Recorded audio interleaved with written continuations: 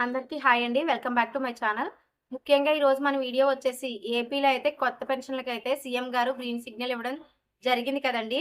దానికి సంబంధించి వీడియో చేసి అయితే అప్‌లోడ్ చేయడం జరిగింది. చాలా మందైతే చాలా చాలా డౌట్స్ అయితే అడుగుతున్నారు. అందులో ముఖ్యంగా ఏంటంటే, మాకు వికలాంగత్వం దివ్యాంగ సర్టిఫికేట్ ఉంది. మాకు 70 వచ్చింది. మేము అప్లై చేసుకోవచ్చా? మాకు 50 వచ్చింది. మేము అప్లై చేసుకోవచ్చా? డీఎంహెచ్ఓ అప్లికేషన్‌కి సంబంధించి మాకు సదరం సర్టిఫికేట్ ఇచ్చారు. మాకు 70% ఉంది. 85% ఉంది. మేము అప్లై చేసుకోవచ్చా? మా మదర్‌కి క్యాన్సర్ ఉంది. మేము అప్లై చేసుకోవచ్చా? ఇలాంటి డౌట్స్ అయితే అడుగుతున్నారు. అలాగే what about old age pensions అని కొంతమంది అడుగుతున్నారు. 50 ఇయర్స్ పెన్షన్ ఎప్పుడు ఇస్తారని అడుగుతున్నారు. ఈ వీడియోలో అయితే క్లియర్‌గా చెప్తానండి. అసలు ఎవరిస్తారు? ఎవరు పెట్టుకుంటే మంచిది అనేది. వీడియోని ఎక్కడ స్కిప్ చేయకుండా చూడడానికైతే ప్రయత్నించండి. ముఖ్యంగా ఏంటంటే పెన్షన్‌లనేవి జిల్లాకి 200 మాత్రమే శాంక్షన్ చేస్తామని చాలా క్లియర్‌గా అయితే చెప్పడం జరిగిందండి. ఈ 200 పెన్షన్‌లు కూడా ముఖ్యంగా 3 రకాలు. మనకి 28 రకాల పెన్షన్‌ల వరకు ఉన్నాయండి. అందులో ఓన్లీ 3 రకాల వారికి మాత్రమే ఇప్పుడు మనకి ఇస్తామని చెప్పారు. వాళ్ళకి మాత్రమే అప్లికేషన్ తీసుకుంటామని చెప్పారు. అందులో కూడా 200 వరకే ఇస్తారండి. మిగతా వాళ్ళకైతే ఇవ్వరు. ఇదేంటంటే మస్ట్ అండ్ షుడ్‌గా చాలా మంది అసలు ఇంక వీళ్ళకి పెన్షన్ ఇవ్వకపోతే వీళ్ళకి ఎటువంటి ఆధారము లేదనుకున్న అప్లికేషన్‌లయితే ఇస్తామని చెప్తున్నారు. అయితే ఇందులో ఏంటంటే ముఖ్యంగా క్యాన్సర్ పేషెంట్‌లకండి, అలాగే కిడ్నీ డయాలిసిస్ చేసుకునే పేషెంట్‌లకి కంపల్సరీ ఇస్తారు. ఎందుకంటే వీళ్ళకి మెడిసిన్స్‌కి చాలా చాలా ఇంపార్టెంట్ మనీ అనేది. సో, కంపల్సరీ ఈ 2 ఉంటే గనక మీకు రికమెండేషన్ లేకపోయినా 100% ఛాన్సెస్ ఉంటాయండి. ఇదొకటి గుర్తుపెట్టుకోండి. మనకి కిడ్నీ ప్రాబ్లమ్ డయాలిసిస్ చేసుకునేవారు, మస్కులర్ డిస్ట్రోఫీ 100% ఉన్నవారు, అలాగే ఇంకొకటేంటంటే మెయిన్‌గా వచ్చేసి మంచానికే పరిమితమైన పక్షవాతం పేషెంట్‌లండి. వీళ్ళకైతే కంపల్సరీ ఇస్తారు. ఎందుకంటే ఇంకో పర్సన్ వాళ్ళ దగ్గర ఉండి వర్క్ చేయాల్సిందే. లేకపోతే వాళ్ళు ఏమి చేసుకోలేరు కాబట్టి. సో, వీళ్ళకైతే కంపల్సరీ అయితే దివ్యాంగులకు కూడా ఇస్తారండి. దివ్యాంగులు అంటే 75% ఉన్నవాళ్ళు పెట్టుకోండి. 70 పైన ఉన్నవాళ్ళు. ఎందుకంటే మరీ ఎక్కువగా ఉన్న వాళ్ళకైతే ఇంపార్టెంట్ కాబట్టి ముందు వాళ్ళకిచ్చేస్తారు. ఎందుకంటే ఇందులో 200 పెన్షన్‌లే అని చెప్పారు కదండీ! చాలా క్లియర్‌గా జిల్లాకి మన ఊరికి కాదండి. జిల్లాకి 200 పెన్షన్‌లంటే ప్రతి నియోజకవర్గం నుంచి తీసుకోవాలి. ప్రతి ఊరు నుంచి తీసుకోవాలి.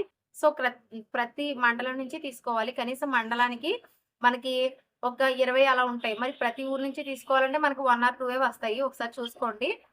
అలాగే మనకి ముఖ్యంగా ఏంటంటే చెప్పాను కదా! దీర్ఘకాలిక వ్యాధిగ్రస్తులు అంటే డీఎంహెచ్ఓ పెన్షన్‌లు, దివ్యాంగులు, ఇంకోటొచ్చేసి మనకి క్యాన్సర్ రోగులు వీళ్ళందరికీ ఈ ముగ్గురికి అయితే పెన్షన్‌లనేవి కంపల్సరీ అయితే ఇచ్చేస్తారండి. మిగిలిన వారందరికీ కూడా ఇస్తారు. కొంచెం టైం పట్టొచ్చు. ఎందుకంటే గవర్నమెంట్ కూడా బడ్జెట్ చూసుకోవాలి కదండీ! మేబీ మనకి ఫిబ్రవరిలో గాని, జనవరిలో గాని బడ్జెట్ సమావేశాలయితే జరుగుతాయి.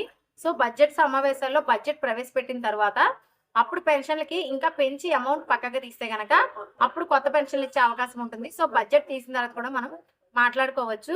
ప్రస్తుతానికైతే వాళ్ళు లాస్ట్ బడ్జెట్‌లోనే పొదుపుగా ఇవ్వాలి కాబట్టి ప్రస్తుతానికి డెత్ పర్సన్స్ ఎన్ని పెన్షన్‌లున్నాయో చూసి దానిలోంచి యావరేజ్‌గా కొత్త పెన్షన్‌లనేవి ఇస్తున్నారు. అందుకే కొత్తవి తక్కువ ఇస్తున్నారు. బడ్జెట్ వేసిన తర్వాత మేబీ పెంచే అవకాశం ఉంది. అంటే మనకేంటంటే బడ్జెట్ అనేది మనకి ఫిబ్రవరిలో గాని, మార్చ్‌లో గాని ప్రవేశపెడతారని చెప్తున్నారు. సో, ఇవి ప్రవేశపెట్టే టైంకి మనకి శీతాకాల సమావేశాలు మేబీ జనవరిలో ఉండొచ్చు. సో, జనవరిలో ప్రవేశపెట్టేది ఇంకా మంచిదే. నాకు తెలిసి ఫిబ్రవరి అని విన్నాను నేను. మార్నింగ్ కూడా పేపర్‌లో చూసాను. సో, ఫిబ్రవరి నుంచి మార్చి 2 వరకు ఉంటాయనైతే చూసాను. ఫిబ్రవరి 24 నుంచి.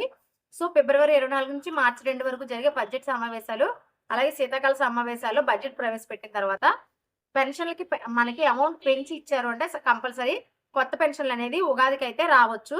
లేదా మళ్ళీ జూన్ 6 తారీఖు గాని 2 ఇయర్స్ కంప్లీట్ చేసుకున్న సందర్భంగా గాని ఇవ్వచ్చు.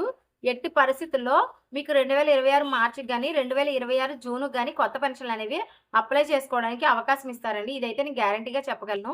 అలాగే మనకి జనవరిలో సంక్షేమ క్యాలెండర్ కూడా రిలీజ్ చేస్తానన్నారు. మేబీ జనవరికి గాని, మార్చికి గాని అంటే ఒక్కొక్కసారి న్యూ ఇయర్‌కి చేస్తారు. ఒక్కొక్కసారి ఉగాదికి చేస్తారు.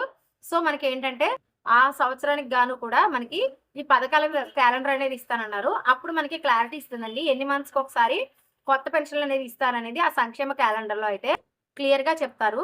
సో, మీకు ఇప్పటికి ఒక అవగాహన వచ్చుంటుంది. మీకు తక్కువ ఉంటే గనక 90% అప్లై చేసుకోవడానికి ట్రై చేయొద్దు. ఎందుకంటే మళ్ళీ టైం వేస్ట్ కదండీ! మళ్ళీ అప్పుడు అప్లికేషన్ ఇవ్వాలి, ఇప్పుడు అప్లికేషన్ ఇవ్వాలి, ఇప్పుడు తిరగాలి, అప్పుడు తిరగాలి. సో, అందరితో పట్టించుకోవడం బెటరు. ఇంకా మీకు రికమెండేషన్ ఉన్నా లేకపోతే మీకు నిజంగా 100% ఉంది. మీకు ఎట్టి పరిస్థితుల్లో ఫస్టే ఇచ్చేస్తారనుకుంటే మీరు అప్లై చేసుకోండి. హ్మ్. పెట్టి వెయిటింగ్ లిస్ట్‌లోకెళ్ళి ఇబ్బంది పడి బాధపడడం కన్నా, అందరితో పాటు పెట్టుకోవడం అయితే బెస్ట్ ఆప్షన్ అని నేను అనుకుంటున్నాను. మీరేమనుకుంటున్నారో కామెంట్ సెక్షన్‌లో తెలియచేయండి. Thanks for watching. బై.